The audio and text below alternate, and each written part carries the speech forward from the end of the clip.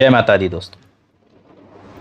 दोस्तों पिछले जो लेक्चर्स थे उसमें हमने भाव को समझ लिया। 12 भाव समझ लिया क्या होते हैं। काल पुरुष कुंडली के 12 भावों का मतलब समझ लिया हमने। उसके पहले राशियों को समझ लिया।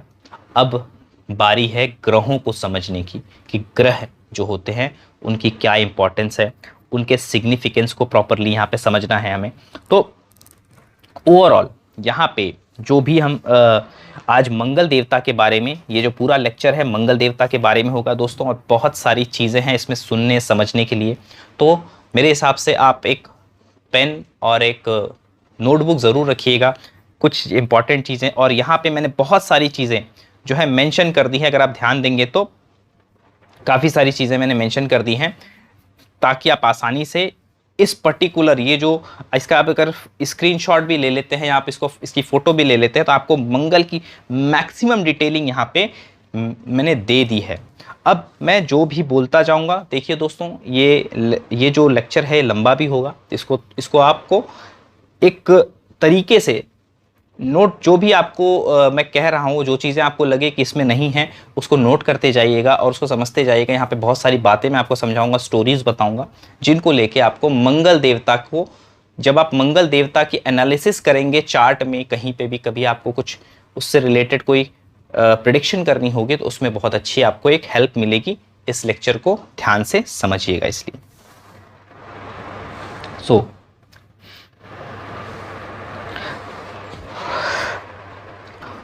मंगल देवता एक फायरी प्लैनेट है, पहले ये समझ लीजिएगा। अग्नि प्रधान ग्रह है। अग्नि के फायर एलिमेंट इनमें सबसे ज़्यादा है। उसके बाद इनकी जो मूल त्रिकोण राशि है वो मेष राशि है और इनकी जो सामान्य राशि है वो वृश्चिक स्कॉर्पियो राशि है। मंगल देवता अगर कुंडली के भावों की सिग्निफिकेंट देखें, यानी कि उस भाव के सिग्निफिकेंस जो है, सिग्निफिकेटर कहे जाते हैं, जिसे हम कहते हैं, वो तीसरे और छठवें भाव के नेचुरली सिग्निफिकेटर हैं। थर्ड एंड सिक्स्थ हाउस, मंगल देवता तीसरे और छठवें भाव के नेचुरल कारक माने, इसको कहते हैं कारक ग्रह। ये कारक हैं तीसरे और छठवें भाव के, ठीक है। मतलब आपकी कुंडली में इनका साइन वहां पे आए ना आए, ये वहां पे बैठे हों या नहीं बैठे हों, लेकिन तीसरे छठवें भाव पे इनका प्रभाव जरूर होता है। उनसे जुड़ी उसमें जो घटनाएं होती उन पे इनका बहुत ज़्यादा कंट्रोल होता है, समझिए इसको। और इसको मैं अभी आपको समझाऊंगा कि क्यों है ऐसा, ठीक है। मंगल देवता एग्जॉल्टेशन यानी कि उच्च की अवस्था को कहाँ पे प्राप्त करते हैं? कैप्रिकॉन, मकर राशि में। जैसे आप देख सकते हैं यहाँ पे भी मैंने सिंबल से शो किया है। एग्जॉल्टेशन में आ जाते हैं यानी कि उच्च अवस्था में। उच्च अवस्था कह सकते हो, उच्च अवस्था और नीच अवस्था का मतलब आप समझ लीजिए।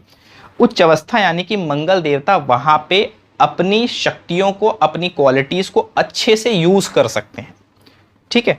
इसलिए वहां पे वो एग्जॉल्टेड है। वो जो माहौल है उस राशि का, कैप्रिकॉन का, उस भाव का, वो सबसे बेहतर है मंगल देवता के लिए, उनकी क्वालिटीज, उनकी शक्तियां, उनकी एबिलिटीज को शो करने के लिए। इसलिए कोई भी ग्रह जब भी किसी राशि, किसी भाव में एग्जॉल्टेड माना जाता है तो उसका कुछ कारण होता है, वो भी मैं आपको इसमें बताऊंगा। फिलहाल के लिए इसको नोट कर लीजिएगा। कैप्रिकॉन में वो उच्च के हो जाते हैं, एग्जॉल्टेड रहते हैं, और कर्क में वो डेबिलिएटेड, यानी पे आप मैंने शो किया हुआ है, कर्क में वो डेबिलिएटेड हो जाते हैं, नीच के हो जाते हैं।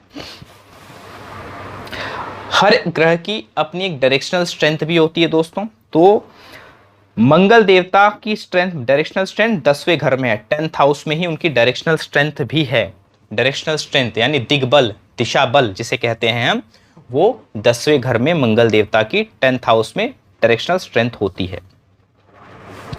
मंगल देवता, हर एक ग्रह नारायण के किसी अवतार से जरूर जुड़ा हुआ है, और उनकी उस अवतार को अगर आपने समझ लिया तो उस ग्रह को भी आप बहुत हद तक अच्छे से समझ पाएंगे। तो नारायण के अवतार, उससे जुड़ी कहानियों पे बहुत ध्यान दीजिएगा। मैथोलॉजी हमेशा एस्ट्रोलॉजी से कनेक्टेड होती है दोस्तों। अब नरसिंह अवतार जो हैं, नरसिंह अवतार आपको पता होगा, हिरण्यकश्यप को मारने के लिए भगवान विष्णु ने नरसिंह अवतार लिया था। अपने भक्त प्रहलाद को बचाने के लिए। यहाँ पे आपको मैं थोड़ा सा बता देता हूँ। अगर आपने ये नरसिंह भगवान की फोटो है, ये प्रहलाद जी हैं, आप देख सकते हैं, जिनके सर पे हाथ रखा हुआ है, और हिरण्यकश्यप को गोद में रखकर उनके पेट को फाड़ दिया था और उनका वध कर दिया था नरसिंह अवतार ने। अब नरसिंह अवतार की स्टोरी को आप थोड़ा सा ध्यान देंगे तो नरसिंह अवतार की स्टोरी क्या है कि भक्त प्रहलाद जो थे, हिरण्यकश्यप एक ऐसा डेमन था, ऐसा राक्षस था जो चाहता था, जिसने विष्णु पूजा पे पूरी तरीके से रोक लगा दी थी, भगवान की पूजा ही नहीं होने दे रहा है। तो जब भगवान की पूजा बिल्कुल बंद हो जाएगी तो ईश्वर को शक्ति नहीं मिलती है। ठीक है, अब एक सिंपल सा इसको आप अपने जीवन में भी लगाएंगे। मान लीजिए मोदी जी अगर स्टेज पे आते हैं और कोई उनकी जय जयकार ना करे या फिर कोई उनको संबोधित ना करे, तो कहीं ना कहीं उनके लिए भी एक डिसअपॉइंटमेंट लेके आएगा ये। तो उनको लगेगा कि कहीं मेरा जो प्रभाव है वो जनता पे कम तो नहीं हो रहा है, क्योंकि मुझे देख के लोगों के अंदर जो क्रेजीनेस है, लोग मुझे देख के एक बोलते ना एक मोटिवेट होते हैं, वो चीज़ यहाँ पे अगर ना दिखे तो कहीं ना कहीं जो भी एक इंसान होता है वो समझ में उसको लगता है कि अब उसकी शक्तियाँ कम हो रही हैं, उसका प्रभाव लोगों पे से कम हो रहा है। तो हिरण्यकश्यप ने भगवान विष्णु की और देवों की पूजा पे रोक लगा दिया था। उसने कहा था मुझ में ही भगवान हूं, मेरी ही पूजा कीजिए, मुझसे ऊपर कोई भी नहीं। तो ऐसा बहुत दिन तक चलता रहा, कोई भी उसके राज्य में पूजा नहीं करता था देवों की। तो और बहुत जब दिक्कत आने लगी, वो बहुत ही अत्याचार करता था ऋषियों पे, प्रजा पे। जब बात हद से ज़्यादा बढ़ गई, ज़रूरत से ज़्यादा जब बात आगे बढ़ गई, तो सभी देवता जो हैं विष्णु जी के पास आए। उन्होंने कहा कि इसका हल निकाला जाए। तो अभी हिरण्यकश्यप जो थे उनको ब्रह्मा जी ने आशीर्वाद क्या दिया था, उनको ब्लेसिंग्स क्या थी, उनको वरदान मिला था।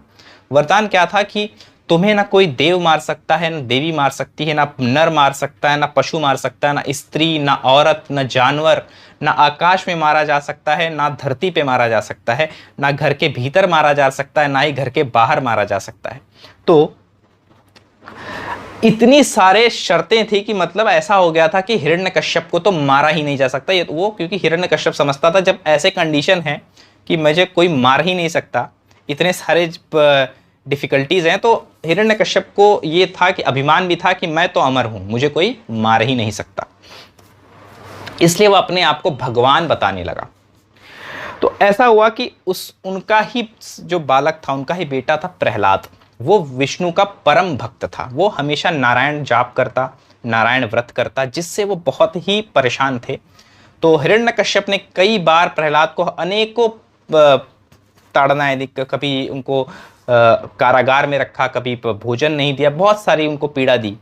और इसी बीच में उन्होंने उनकी जो बहन थी होलिका, आप होली मनाते होंगे, होली का त्यौहार हम सभी मनाते हैं, उसमें होलिका दहन होता है। होली के एक दिन पहले होलिका जलाई जाती है। तो उनकी बहन जो होती हैं वो होलिका होती हैं, और वो उनका प्लान होता है कि उनको आशीर्वाद रहता है कि वो अगर अग्नि में जाएंगे, अग्नि में बैठेंगे तो अग्नि उनको जलाएगी नहीं। तो वो ये क्या करती हैं कि वो प्रहलाद को लेके होलिका में बैठती हैं और होलिका दहन किया जाता है। तो होता ये है कि जो होलिका, जो उनकी सिस्टर होती हैं हिरण्यकश्यप की, वो मारी जाती हैं, पर प्रहलाद को कुछ भी नहीं होता, बिकॉज उनकी रक्षा स्वयं नारायण कर रहे थे। अंत में कई और यातनाएं दी जाती हैं प्रहलाद को। उसके बाद एक समय आता है प्रहलाद का, जब हिरण्यकश्यप थक जाता है सारे अपने हथकंडे अपना के, लेकिन प्रहलाद अब बोलते हैं ना कि टस से मस नहीं होता, वो भगवत भक्ति में, विष्णु भक्ति में लीन रहता है। तो इतना परेशान हो जाते हैं वो, तो कहते हैं कि अब इसका कुछ नहीं बचा है, अब इसका सीधा वध ही मैं ही करूंगा, इसका वध। उसको मारने के लिए वो उठते हैं प्रहलाद को जब मारने के लिए उठते हैं तो अचानक से एक बहुत ही भयानक गर्जना होती है, यानी कि विस्फोट बोलते हैं ना, एक ब्लास्ट जिसे कहते हैं, भयानक ब्लास्ट होता है। और उन्हीं के महल के एक खंभे से, एक बोलते हैं ना पिलर जो होता है हमारे, जिसके ऊपर पूरा महल खड़ा रहता है, एक पिलर में से भगवान नरसिंह अवतार का जन्म होता है। विष्णु भगवान जो है नरसिंह अवतार लेते हैं। नरसिंह अवतार का अगर आप स्वरूप आप ध्यान देंगे तो उनका जो मुख है वो शेर के जैसा है, लायन के जैसा है। बॉडी, हाथ जो है वो इंसानों के जैसे हैं, पैर जो है वो अगेन जानवरों के जैसा, यानी कि शेर के जैसा है, पंजे शेर के जैसे हैं। तो अब क्या था, ये उन्होंने क्या किया, जैसे ही वो एकदम एग्रेशन, फुल ऑफ एग्रेशन, बहुत ही क्रोध में, इतना क्रोध था कि कहते हैं कि नरसिंह अवतार जब हुआ था तो स्वयं महादेव भी परेशान हो गए थे, अब नारायण को शांत कैसे किया जाए, क्योंकि ये जो क्रोध था ये बहुत ही भयानक क्रोध था, बहुत ही उग्र अवस्था थी उनकी। तो उग्र अवस्था को देखकर सभी लोग बहुत ही विचलित हो उठे, बहुत ही विचलित हो जो हुए थे कि अब नारायण को शांत कैसे किया जाए। तो इन्होंने क्या किया, जैसे ही नरसिंह भगवान बाहर आए, वो तुरंत हिरण्यकश्यप को पकड़ते हैं, उठा के अपनी गोद में बैठा लेते हैं और सिंहासन पे बैठ जाते हैं, उसी के सिंहासन पे, राज सिंहासन पे बैठ जाते हैं और उसे अपने गोद में सुला देते हैं। अब उसे कहते हैं कि अब ना ही तू आकाश में है, ना ही तू धरती पे है, ना ही तू घर के भीतर है, ना ही तू घर के बाहर है, ना ही मैं कोई नर हूं, ना ही मैं कोई नारी हूं, ना ही मैं पशु हूं, ना ही मैं कोई मनुष्य हूं। तो जो उसको वरदान मिले रहते हैं, वो सारे वरदान के अंदर से जो कहते हैं ना कि एक लूप होल्स को निकालते हुए नरसिंह अवतार जो है उस हिरण्यकश्यप के पेट को फाड़ देते हैं, पूरी तरीके से उनका वध कर देते हैं। तो हिरण्यकश्यप का इस प्रकार वध हो जाता है। ये पूरी स्टोरी में आपने क्या देखा, बहुत ज्यादा एग्रेशन, ब्लास्ट, जहां पे ये नरसिंह अवतार, और ये कब लिया गया, जब बहुत ज्यादा उनके भक्त पे संकट आ गया था, बचाने के लिए, सेव करने के लिए, लाइफ को बचाने के लिए प्रहलाद के, उसके लिए आए थे। और जितनी भी वरदान के जितनी भी बोलते ना कि लूप होल से, उन सभी लूप होल का यूज करते हुए उन्होंने इनका वध कर दिया। इसको आपने, इस चीज को आप समझिए। तो मंगल क्या चीज है दोस्तों, मंगल जो है आपके अंदर का एग्रेशन है, वो एग्रेशन जो जल्दी शांत नहीं होता, वो क्रोध जो कहीं भी फट पड़ता है, वो उस गुस्से का कारक है। मंगल को समझना है तो सोल्जर, कमांडर इन चीफ, इन्हें ग्रहों में कमांडर इन चीफ कहा जाता है। जैसे सूर्य को राजा कहा जाता है, चंद्रमा को रानी, तो मंगल देवता को कहा जाता है ये कमांडर इन चीफ हैं।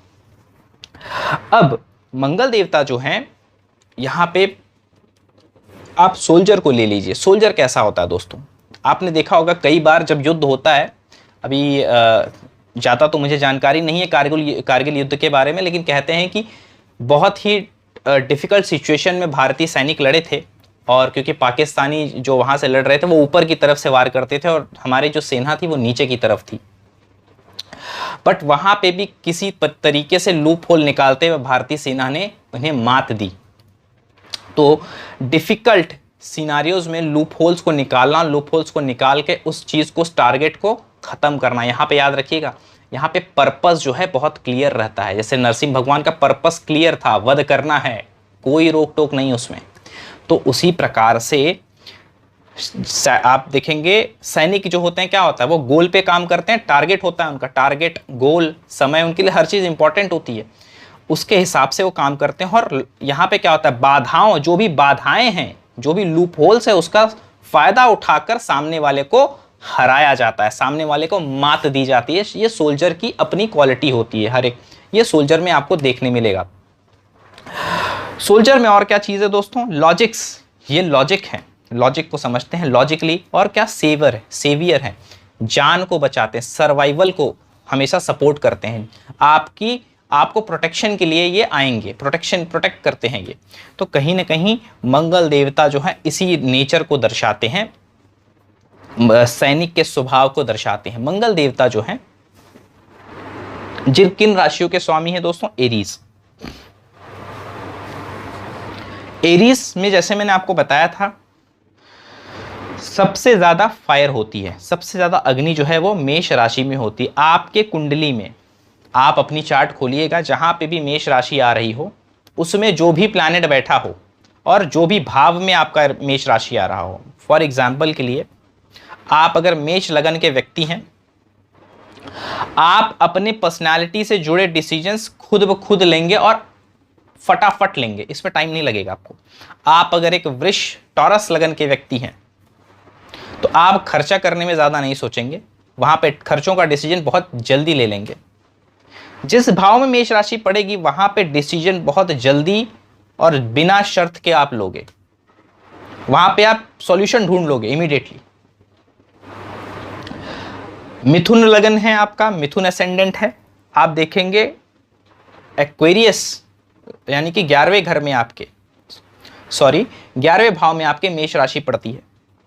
आप लाभ से जुड़े, जहां से लाभ आ सकता है वो सारे काम फटफट, वो डिसीजन आपको समय नहीं लगेगा, फटाफट वो सारे डिसीजंस लेंगे। इसलिए कहा जाता है मिथुन लगन के व्यक्ति फायदे पे ज्यादा ध्यान देते हैं, बिना फायदे के कोई काम नहीं करते उनको, इसलिए थोड़ा सा उनका बैड नेम है कि थोड़े बहुत स्वार्थी होते हैं या कहीं ना कहीं अपना फायदा पहले देखते हैं।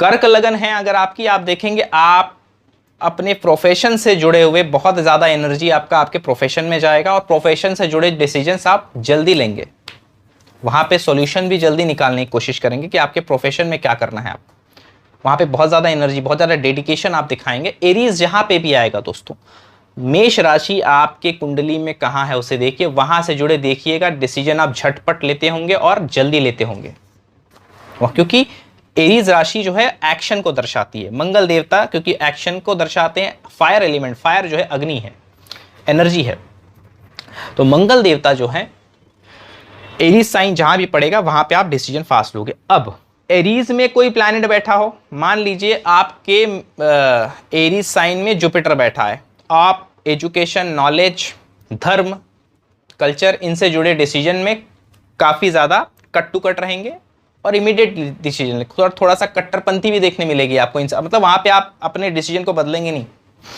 वहाँ पे डिसीजन आप उनसे जुड़े चीज़ों का डिसीजन जल्दी जल्दी लेंगे। शुक्र देवता है, वाइफ से जुड़ा डिसीजन, प्लेजर से जुड़ा डिसीजन, वहाँ पे ज़्यादा सोचेंगे नहीं, वहाँ पे ज़्यादा अपने आप को इफ वर्ड्स में नहीं फंसाएंगे, वहाँ पे डिसीजन फटाफट है, वो काम आप जल्दी जल्दी करेंगे, वो काम में आप जल्दी इन्वॉल्व हो जाएंगे। जिस टाइप का ग्रह आपकी कुंडली में मेष राशि में बैठेगा वह उससे जुड़े एक्शंस आप जल्दी लोगे, बिना सोचे समझे लोगे बहुत बार, जिसकी वजह से बहुत बार पछताना पड़ता है। तो मेष राशि जो है एक्शन की राशि है, फायर ज़्यादा है, पेशेंस यहाँ पे बहुत कम है, मंगल में पेशेंस नहीं है, मंगल देवता पेशेंस को नहीं दर्शाते हैं, मेष राशि भी पेशेंस को नहीं दर्शाती है, याद रखिएगा। अब यहाँ पे कुछ सिग्निफिकेंट दोस्तों मैंने शो किया है, ये बहुत, अगर आपने इसको समझ लिया ना तो मंगल देवता को समझना आपके लिए काफी आसान। मंगल देवता आपके जीवन में मेल सिबलिंग्स, जो भी पुरुष भाई हैं आपके, उनको दर्शाता है। एग्रेशन का मैंने कह दिया दर्शाता है, एंगर गुस्से को दर्शा रहा है। किसी प्रकार का कट लगना, जख्म होना, चोट लगना, उसको जो है मंगल देवता उसको भी सिग्निफाई करते हैं। अब जब सिग्निफाई बोल रहा हूं याद रखिएगा, सिग्निफिकेटर हमेशा सेम होता है, एक ही प्लैनेट होगा, तो इन सब चीजों का सिग्निफिकेटर हमेशा मंगल ही होगा। प्रॉपर्टी ओन्ड, अब यहां पे ध्यान दीजिएगा, प्रॉपर्टी ओन्ड जो आपकी है, जिस पे आपने अपना कब्जा कर लिया है या आपने खरीद ली है या किसी भी प्रकार से वो आपकी है, आप दावा करते हो, उसके लिए मंगल देवता जिम्मेदार हैं। ब्लड, खून जो है आपके, रक्त जो है, उसके लिए मंगल देवता जिम्मेदार है। क्योंकि देखिए जब तक बॉडी में ब्लड दौड़ रहा है, मंगल देवता क्या है, जैसे मैंने कहा मंगल देवता क्या है, एक्शन को दर्शाते हैं, यहाँ पे एक्शन नहीं रुकना चाहिए। तो यहाँ पे ब्लड अगर हमारी बॉडी में रुक गया तो क्या हो सकता है, आपको पता है ब्लड का रुकना, यानी जब तक ब्लड दौड़ रहा है तभी तक हम जिंदा हैं। अगर हम ब्लड का दौड़ा रुक जाए, यानी कि ब्लड सर्कुलेशन हमारे बॉडी में स्टॉप हो जाए, तो इमीडिएटली डेथ हो जाएगी सामने वाले की। सो ब्लड जो है, जब तक इंसान का जीवन है, एनर्जी जो है, मंगल की ये एनर्जी खून के रूप में हमारे पूरे शरीर में दौड़ते रहती है। अच्छा, मंगल की एक बात और है, यहाँ पे इंसान थकता नहीं है, यहाँ पे इंसान थकता नहीं है, जितनी एनर्जी पूरी लगा देता है। मंगल याद रखिएगा, सोल्जर को यहाँ पे फिर से लगा रहा हूं मैं आपके लिए, या तो मार के आएगा या तो जान दे देगा। यानी कि जब तक है दौड़ेगा शरीर में, जैसे ब्लड की एग्जांपल ले लूं, ब्लड जब तक है दौड़ेगा, जिस दिन नहीं दौड़ेगा उस दिन आपकी डेथ हो जाएगी। तो सैनिक भी जब जाएगा, या तो सामने वाले अपने टारगेट को अचीव करेगा, या तो उसकी जान भी चली जाए, वो उसको मंजूर है। पीछे लौट के आना जो है ये सैनिक की क्वालिटी नहीं है, कमांडर इन चीफ की क्वालिटी नहीं है, याद रखिएगा। किसी भी प्रकार की स्ट्रेंथ, मेंटल स्ट्रेंथ हो, फिजिकल स्ट्रेंथ हो, किसी भी प्रकार का स्ट्रेंथ आपके अंदर है, वो स्ट्रेंथ के लिए भी मंगल देवता जिम्मेदार प्लैनेट होते हैं। एक्शंस मैंने बता दिए, किसी प्रकार के लिए एक्शंस, वहां पे एक्टिविटी हो रही, वहां पे एक्शन हो रहा है, उसके लिए मंगल देवता जिम्मेदार। डेडिकेशन, किसी काम को बहुत डेडिकेटली करना, ये मंगल अच्छा हो तो ही हो पाता है, नहीं तो आदमी बीच बीच में लैग हो जाता है। सेल्फ मोटिवेशन, बहुत लोग होते हैं ना सेल्फ मोटिवेटेड होते हैं, सेल्फ मोटिवेट लोगों को मोटिवेट करते हैं। बहुत बार आप देखेंगे इनके ऊपर इनका मंगल बहुत मजबूत होगा इनके चार्ट में, या तो मंगल का संबंध चंद्र देवता चंद्रमा से होता है, यानी इनकी मेंटालिटी बहुत स्ट्रांग होती है, ये मासेस को इजिली इफेक्ट कर पाते। जैसे मैंने आपको पिछले लेक्चर में बताया था, चौथा भाव जो है वो मासस का है, पब्लिक डीलिंग्स का है, चंद्र देवता वहां के कारक होते हैं। तो बहुत बार मोटिवेशनल स्पीकर्स आपको जो मिलेंगे जो सेल्फ मोटिवेटेड होते हैं, उनका चंद्र मंगल साथ में होगा, या तो लग्न से संबंध होगा या लग्नेश से संबंध होगा, या तो फिर वो लोग हाई मांगलिक या मंगल एग्जॉल्टेड केंद्र में या अच्छी जगह पे आपको देखने मिलेगा, क्योंकि तभी ये पॉसिबल है। सर्जरी के लिए, किसी भी प्रकार की सर्जरी होने वाली है तो मंगल देवता उसके लिए जिम्मेदार प्लैनेट होते हैं, यानी कि उनकी दशा अंतरदशा या ट्रांजिट में उस जगह से जहां पे आपकी सर्जरी होने वाली है, जिस पार्ट में, वहां से उनका गोचर होगा, या तो उनकी महादशा अंतरदशा में कहीं न कहीं प्रति अंतर में ही सही मंगल देवता का आना जरूरी है, तभी आपकी सर्जरी होती है। तो सर्जरी के लिए मंगल देवता इंपॉर्टेंट प्लैनेट होते हैं। मेल चाइल्ड यानी कि जो भी मेल बॉय हो गया, उसके लिए मंगल देवता जिम्मेदार हैं। अच्छा, सर्जरी के लिए जब मैंने कहा तो ये भी ध्यान दीजिएगा, सर्जरी के लिए हाउसेस भी इंपॉर्टेंट है। पिछले मैंने हाउसेस भी बताए थे, 8th हाउस सर्जरी का होता है, तो वो भी ध्यान दीजिएगा। तो हम बाद में जब प्रेडिक्शन करेंगे तब प्रेडिक्शन कैसे की जाती है उसके बारे में हम बात करेंगे। सेक्सुअल एनर्जी जो भी है वो भी मंगल के उसमें आती है। एक्सीडेंट्स जो भी होते हैं वो भी मंगल से जुड़े हुए, बिकॉज जो भी चीज़ें अचानक हो रही हैं एक्शन के वजह से, हाई एनर्जी के वजह से, जहाँ पे आपका बस नहीं, कंट्रोल नहीं है अब, तो वो सारी जो चीज़ें हैं मंगल के अंडर आता है। पुलिस, सोल्जर, जो भी लोग आपकी रक्षा करते हैं, जो भी कहीं ना कहीं आपके बिल्डिंग का वॉचमैन भी हो गया, वो भी कहीं ना कहीं मंगल को सिग्निफाई करता है, मार्स से जुड़ा हुआ है। तो मंगल को हमेशा जब भी आप देखेंगे, आप ऐसे देखिएगा, इन सब चीज़ों से जोड़ के देखिएगा। ये जो मैंने सिग्निफिकेंस दिए हैं इसे आप नोट कर लीजिए, ये हमेशा आपको काम आएंगे। हमेशा मंगल को समझना है, मंगल से जुड़े प्रेडिक्शंस लेने हैं, आपको हमेशा ये काम आएंगे।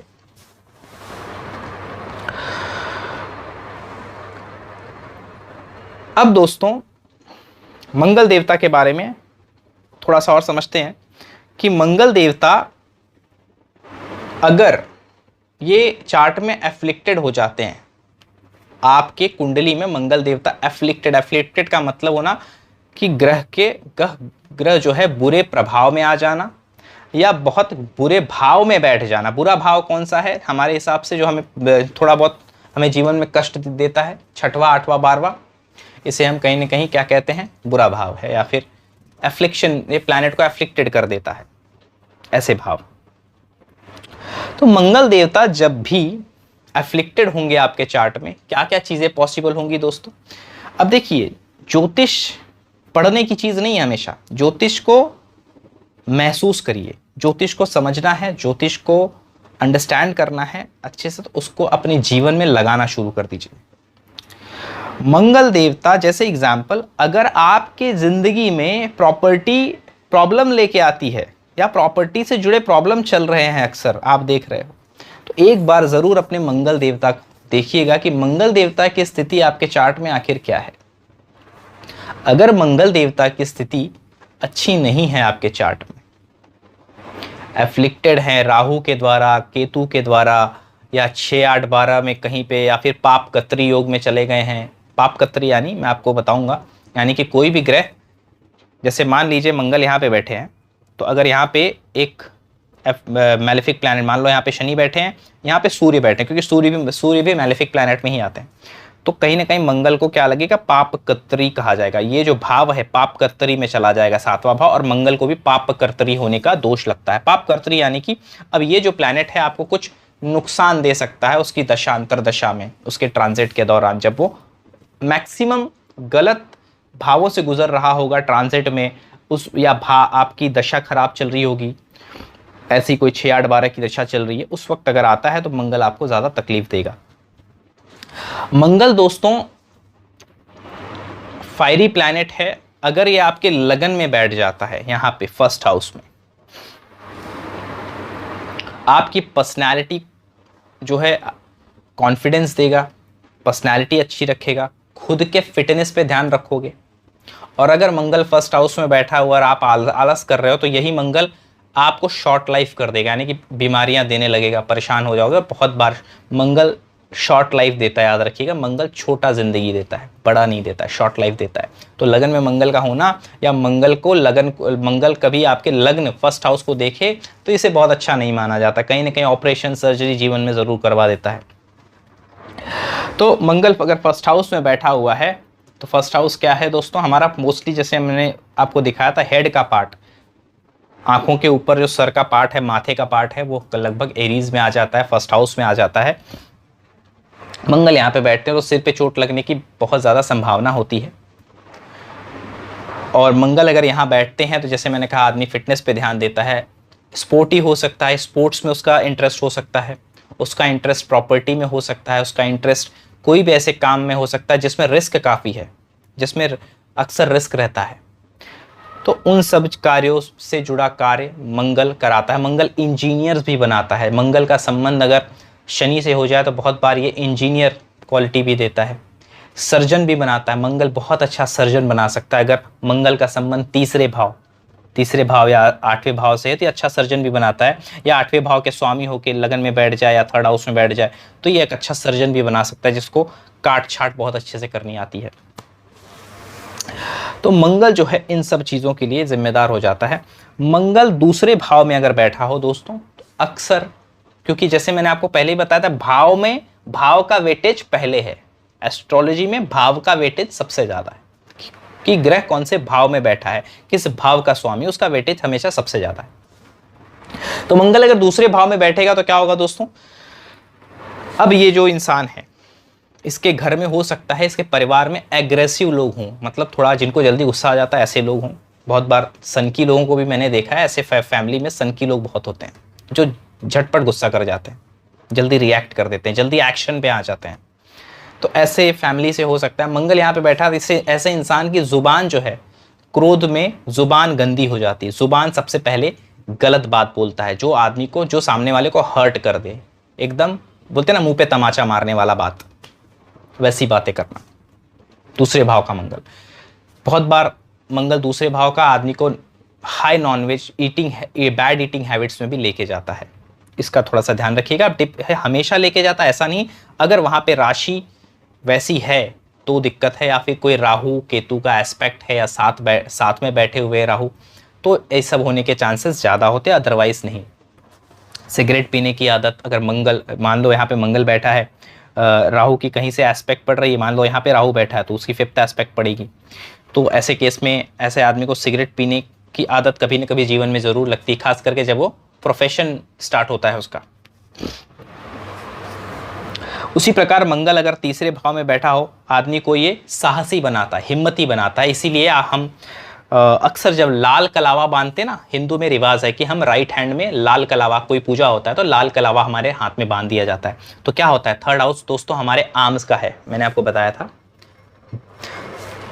हमारे आर्म्स का होता है तीसरा भाव। तो जब भी मंगल को यहाँ पे बांधा जाता है, इसका मतलब होता है कि हमारे अंदर जो एक साहस है वो सदा बना रहे। जीवन, जब तक मंगल स्ट्रांग होता है, जीवन जीने की आश बहुत इंसान को होती है। आदमी जीवन छोड़ना नहीं चाहता, क्योंकि मंगल जो है इस दुनिया में जितनी भी चीज़ें फिजिकल है, आपकी जो बॉडी फिजिकल प्रेजेंट है, आप अगर फिजिकली प्रेजेंट हो तो मंगल है। मंगल नहीं है तो आपका फिजिकल प्रेजेंस भी नहीं हो सकता है, ध्यान दीजिएगा। इसीलिए कहा मैंने कि जब तक इंसान जिंदा है तो मतलब मंगल है, जैसे ही वो मृत्यु हुई मंगल खत्म, यानी उसकी बॉडी डिकम्पोज होना शुरू हो जाती है। तो जो भी चीज़ अपने फिजिकल एग्जिस्टेंस में है, जब तक उसके अंदर मंगल है, उसके अंदर एनर्जी है, उसके अंदर किसी न किसी प्रकार की वाइब्रेशन एनर्जी रन कर रही है, याद रखिएगा। तो मंगल तीसरे भाव में साहस देता है। ये भाव भाइयों का भी है, सिबलिंग्स का भी है दोस्तों। ये भाव हैंड स्किल का भी है, हो सकता है बहुत बड़ा, आप जैसे मैंने कहा सर्जन बन सकते हैं आप, किसी प्रकार का मंगल से जुड़ा कार्य कर सकते हैं, मार्स से जुड़ा कार्य कर सकते हैं, ऐसा कोई स्किल है, बहुत अच्छे मैकेनिकल इंजीनियर हो सकते हैं आप, तो कोई ऐसा हैंड स्किल से जुड़ा कार्य, आप सिविल इंजीनियर हो सकते हैं। तीसरे भाव का मंगल ऐसे कार्य आपसे कराएगा। यहाँ पे मेन इंपॉर्टेंट ये है, तीसरे भाव के मंगल को बहुत शुभ माना गया क्योंकि यहाँ पे वो नेचुरल सिग्निफिकेटर हैं। क्यों? क्योंकि यहाँ पे साहस जैसा बहुत इंपॉर्टेंट चीज है, साहस, भाई, ये रिश्ते यहाँ से जोड़े जाते हैं, इसलिए वो थर्ड हाउस के नेचुरल सिग्निफिकेटर बन जाते हैं। ठीक है, तीसरा भाव मास स्पीकिंग का भी है, बहुत सारी चीजों का है, जिसमें बुध का भी योगदान है। मैं आपको जब बुध का लेक्चर होगा वो भी बताऊंगा, अभी फिलहाल हम मंगल पे कॉन्सेंट्रेट कर रहे हैं। मंगल देवता चौथे भाव में अगर आते हैं, फोर्थ हाउस, यहां पे मंगल देवता नेचुरली डेबिलिएटेड माने जाते हैं, लेकिन यहां पे अगर चौथे में मंगल हो तो हम क्या बोलते हैं? मंगल दोष है, मांगलिक है लड़का, मांगलिक है लड़की। तो मांगलिक कब माना जाता है? जब मंगल पहले में, चौथे में, सातवें में, आठवें में और 12वें में, इन सब स्थानों पे अगर मंगल विराजमान है, 1, 4, 7, 8, 12, इन स्थानों पे अगर मंगल विराजमान है तो उसे कहा गया है मांगलिक है। अब इस मंगल को अगर राहु केतु का साथ मिल जाए उसे कहा जाता है बहुत बड़ा मांगलिक है, मांगलिक दोष हो जाता है। क्योंकि मांगलिक ना दोष नहीं है दोस्तों, मांगलिक आदमी मोटिवेटेड होता है, अपने एक्सप्रेशन बोल्डली रखता है और कोई दिक्कत नहीं है उसमें। लेकिन जब उस पर राहु केतु अगर ऐसे तो प्लैनेट्स का साथ मिल जाता है, शनि का एस्पेक्ट हो जाता है, तब ये दोष में परिवर्तित हो जाता है। यहाँ पे बैठा मंगल आपके जीवन, आपके मैरिड लाइफ, इन सबको हानि पहुंचाता है। अब इसका रीजन मैं और आपको बताता हूं। अब मंगल देवता जो है ना, यहाँ पे जब फोर्थ हाउस में आते हैं डेबिलिएटेड हो जाते हैं। ये नेचुरली डेबिलिएटेड माने जाते हैं। नेचुरली यानी कि यहाँ पे कर्क राशि हो या ना हो, फिर भी वो कुछ हद तक डेबिलिएटेड ही माने जाते हैं, क्योंकि चौथा भाव जो है वो माँ का भाव है, आपके घर के अंदर का माहौल है। तो मंगल अगर चौथे भाव में बैठा हो, घर का माहौल, आप चाहोगे कि आपसे घर का कोई भी काम हो आपसे लोग पूछें ज़रूर, कोई डिसीजन लेना आपको ज़रूर बुलाया जाए। चौथे भाव का मंगल है। माता होगी आपकी, हो सकता है बहुत वर्किंग वूमेन हो या बहुत मेहनती हो, अथॉरिटेटिव पर्सनैलिटी हो थोड़ी। तो मंगल अगर चौथे का होता है तो इस तरह की चीज़ें देखी जाती हैं। ऐसे आदमी को मंगल यहाँ पे चौथे भाव में प्रॉपर्टी से जुड़े अच्छे फल देता है, याद रखिएगा, भले वो कैसा भी हो, लेकिन प्रॉपर्टी के लिए बहुत यहाँ पे बहुत फायदे देता है। बहुत बार ऐसे लोगों को बचपन में ही इनके नाम पे कोई ना कोई प्रॉपर्टी हो जाती है, पिताजी कर देंगे, दादाजी इनके नाम पे कोई प्रॉपर्टी कर देंगे। तो मंगल चौथे का मंगल है तो प्रॉपर्टी का लाभ देगा। अगर मंगल यहाँ पे नहीं भी बैठा है, अगर मान लीजिए यहाँ पे मंगल की साइन है, यहाँ पे 8 नंबर लिखा हुआ है और मंगल यहाँ बैठा है, तो भी हो सकता है कि उसके पास प्रॉपर्टी अच्छी खासी हो। इसका उल्टा कर लीजिए, यहाँ पे अगर 1 नंबर लिखा है, मंगल यहाँ बैठा है 11वें भाव में, यानी प्रॉपर्टी से लाभ। तो ओवरऑल इसको समझ लीजिए, चौथे भाव का मंगल कुछ इस प्रकार के फल देगा।